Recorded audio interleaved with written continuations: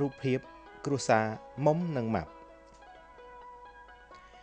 ថ្ងៃមួយមុំនិងម៉ាប់អង្គុយលេងមាត់ទឹកម៉ាប់ឡើងលើដើមឈើឯមុំអង្គុយក្បែរនោះហាក់គិតអ្វីមួយមុំក៏បានសួរទៅម៉ាប់បងឆ្ងល់ណាស់ម៉ាប់ម្ដេចក៏មនុស្សយើងមិនចេះហើរដោយសត្វស្លាបណោះម៉ាប់ក៏ឆ្លើយតបចំជាឆោតមែនបងមុំ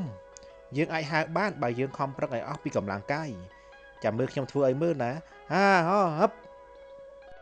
ម៉ាប់ទៅទះដៃដូចស្លាបហក់ពីលើមែកឈើតែត្រូវធ្លាក់ទៅក្នុងទឹកប្រងមុំសើចចំអកឯងឃើញទេឥឡូវនេះអ្នកណាឆោតឈួតនោះម៉ាប់ឆ្លើយតបតែខ្ញុំជឿថាយើងនឹងអាចរកអ្នកណាជួយឲ្យយើងទាំងពីរហើរបានបងកុំបារម្ភបងមុំពេលនោះទន្សាយបានមកដល់ហេវ៉ូអាហាសម្លាញ់ទាំងពីរ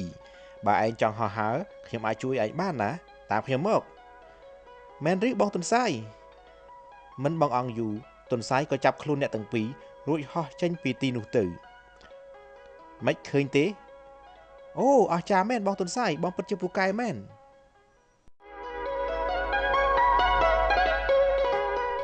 ពួកគេទាំង3បានហោះហើរនៅលើភូមិសប្បាយភ្នែកមែនបងមុំមែនហើយម៉ាប់នោះផ្ទះយើងល្អមើលណាស់អូនោះអាពៅបងមុំមែនហើយនោះម៉ែយើងកំពុងហាលខោអាវអូនោះជីតារបស់យើងកំពុងបិទបន្ទោះថ្នោតវិញខ្សែគោបន្ទាប់មកពួកគេក៏បានឃើញឪពុករបស់ពួកគេកំពុងកាប់ចេកនិងឃើញពូក្បែរផ្ទះកំពុងដឹកគោ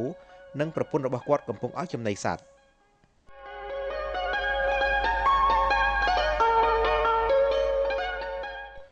បន្ទាប់ពីហោះរួចពួកគេទាំង3ក៏ចុះកន្លែងដើមវិញនៅពេលដែលឪពុកម្ដាយស្រែកហៅរកមុំប្រាប់ទៅទន្សាយខ្ញុំត្រូវទៅផ្ទះវិញហើយបងទន្សាយម៉ាប់ក៏បន្ថែមខ្ញុំក៏ទៅជួយធ្វើការម៉ែឪខ្ញុំដែរបងទន្សាយមកទៅជាមួយពួកខ្ញុំទេទន្សាយក៏តបមិនបានទេមនុស្សចាស់តែងចង់ចាប់ខ្ញុំយកទៅស្លម្ជូរចាំជួបគ្នាថ្ងៃក្រោយចុះណា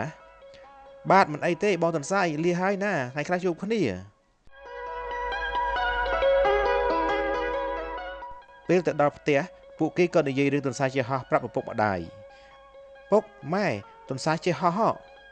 ឪពុកក៏តបបានហើយកុំនិយាយរឿងអត់បានការឆាប់ទៅជួយធ្វើការយាយទៅណា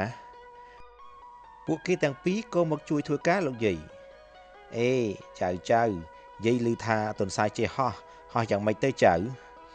អញ្ចឹងហៅវាមកលេងផ្ទះយើងផងណាម៉ាប់ក៏ឆ្លើយតប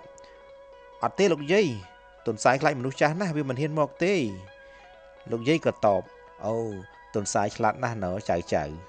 តោះយើងរៀបចំអីវ៉ាន់ទៅផ្ទះវិញ